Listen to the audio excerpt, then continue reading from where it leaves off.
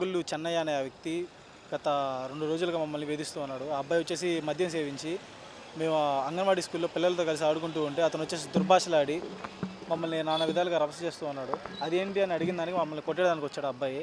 ఆ తర్వాత అక్కడ ఉన్న పెద్దలు దాన్ని సద్దుమణిచి అక్కడి నుంచి పంపించేస్తే నేను మా ఇంటికెళ్ళగా అతను నా వెనకాలే కర్ర తీసుకొని నాది ఎన్ఎస్ నాది ఎన్ఎస్ 200 అనే బైక్ వెనకాల ఉంటే దాన్ని వచ్చేసి గట్టిగా కొట్టడం జరిగింది. సో, దాని వైర్ కిట్ అంతా పోయింది. ఆ అబ్బాయి వచ్చేసి తర్వాత మా నాన్న వీళ్ళందరూ వచ్చేసి అక్కడ గొడవ పెద్దదవుతుంటే అతను వచ్చేసి నేను ఎవరు ఎందుకు వచ్చారు ఏందని చెప్పేసి వచ్చేసి నేను మాట్లాడుతుంటే అబ్బాయి వచ్చేసి ఇప్పుడు కొడుదురా అని చెప్పేసి కర్ర తీసుకొని నన్ను కొట్టేదానికి వచ్చేసి నన్ను బిరుగా కొట్టాడు. ఆ తర్వాత ఇంత లోపల వాళ్ళ తమ్ముడు వచ్చేసి అబ్బాయిని తీసుకెళ్ళాడు. మా నాన్న వచ్చేసి నన్ను తీసుకెళ్ళాడు.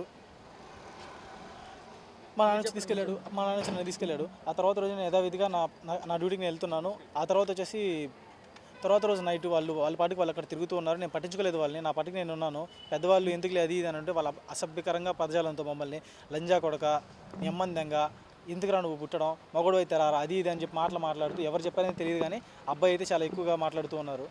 ఆ తర్వాత వచ్చేసి ఆ అబ్బాయి నేను పట్టించుకోకుండా మా ఇంట్లోకి వెళ్ళిపోయాను. ఆ తర్వాత నేను నైట్ భోజనం చేసిన తర్వాత అలా ఇలా తిరుగుతూ వాకింగ్ చేస్తూ ఉంటాను. ఆ అబ్బాయి అది బాగా గమనిస్తూ ఉంటాడు. డైలీ నన్ను చూస్తూ ఉంటాడు. ఆ తర్వాత ఆ అబ్బాయికి వచ్చేసి రాడ్లు, కర్రలు, ర- ఆ, కట్టెలు అన్నీ తీసుకొని వచ్చేసి నా మీద అయితే ఆ అబ్బాయి దాడి చేశాడు. నేను వాకింగ్ చేసుకొని వెళ్తూ ఉండగా ఆ అబ్బాయి వచ్చేసి వెనకాల నుంచి వచ్చేసి నేను మా ఇంటికి వెళ్తూ ఉండగా మా ఇంటి స్థావరానికి వచ్చేసి గట్టిగా అయితే నన్ను రాడ్ తీసుకొని వీపు వెనకాల అయితే కొట్టాడు. నా షర్ట్ అంతా చింపేశాడు. ఆ తర్వాత ఆ అబ్బాయి వచ్చేసి వాళ్ళ బావమరిది అయిన గాలి వేణు